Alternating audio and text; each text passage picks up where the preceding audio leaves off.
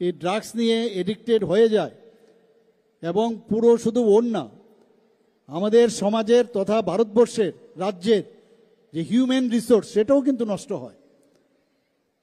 এবং আগামী যারা প্রজন্ম আমরা দেখেছি কয়েক জেনারেশন, 3-4 জেনারেশন আমাদের নষ্ট হয়েছে এই ড্রাগ এডিকশনের জন্য। আর ত্রিপুরার থেকে যে ড্রাগ বাইরের থেকে আসে, আর ত্রিপুরার থেকে গাঁজা, সেইগুলো কিন্তু বাইরে যায়। এবং তার জন্য আমাদের প্রচুর পরিমাণে এই গাঁজার চাষ যেখানে হচ্ছে সেখানেও সেটাকে ধ্বংস করা হচ্ছে, তারও পার্সেন্টেজ কিন্তু অনেকটা বেড়েছে।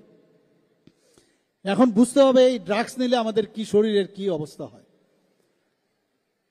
একটা মানুষের যখন এই ড্রাগস নেয়, এই ড্রাগসের কারণে তার যে সেন্ট্রাল নার্ভাস সিস্টেম এবং তার যে শারীরিক অবস্থা, তার যে অর্গানগুলো আছে, ধীরে ধীরে প্রথম তো ঠিক আছে, প্রথমে তো একটা মানে ফিলিং অফ ওয়েলবিং যাকে বলে ইংলিশে, ফার্মাকোলজিক্যাল যে টার্ম, এটা অদ্ভুত ইফোরিয়ার যে এই বিষয়টা আসে।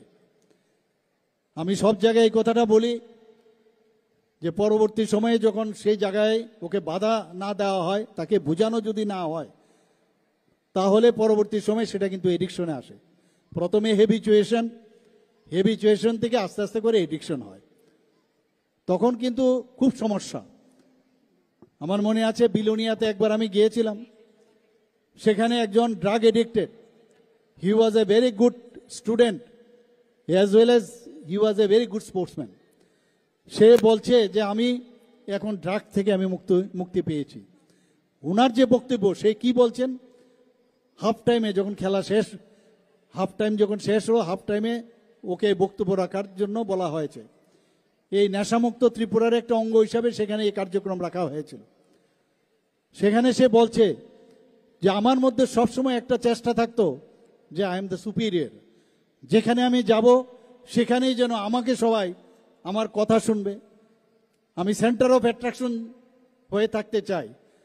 তো এটা নর্মাল ওয়েতে অনেক সময় বলা যায় না, থাকা যায় না।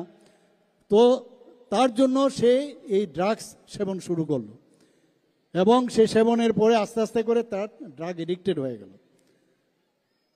তার থেকে যখন সে এই ধরনের আমাদের বিভিন্ন প্রোগ্রামের মাধ্যমে বেরিয়ে আসলো, সে বলছে এখন I M A very good sportsman, আমি এখন সব দিকে কাজকর্ম করি ভালো করে। তো সে একটা আহ্বান রেখেছে, অর্থাৎ এই যে নিজেকে সেন্টার অফ অ্যাট্রাকশন করা, আনন্দ করা, বিভিন্নভাবে কথা বলা, ইফোরিয়া হওয়া। আমরা যেই বিভিন্ন পার্টির মধ্যে আমরা দেখি এই ধরনের আমাদের কাছে খবর আসে যে আজকে আনন্দ করতে হবে, আনন্দটা ঠিক আছে, কিন্তু আনন্দের পরে তো নিরানন্দের যে আগামী দিন হয় সেটা তো আমরা সবাই জানি। আমরা বিভিন্ন যখন ভোটের জন্য আমি বিভিন্ন ঘরের দরজায় আমরা যেতে হয়, সেখানে আমি বলছে ভোট তো আপনাদের দেব, কিন্তু আমার ছেলেকে বাঁচান।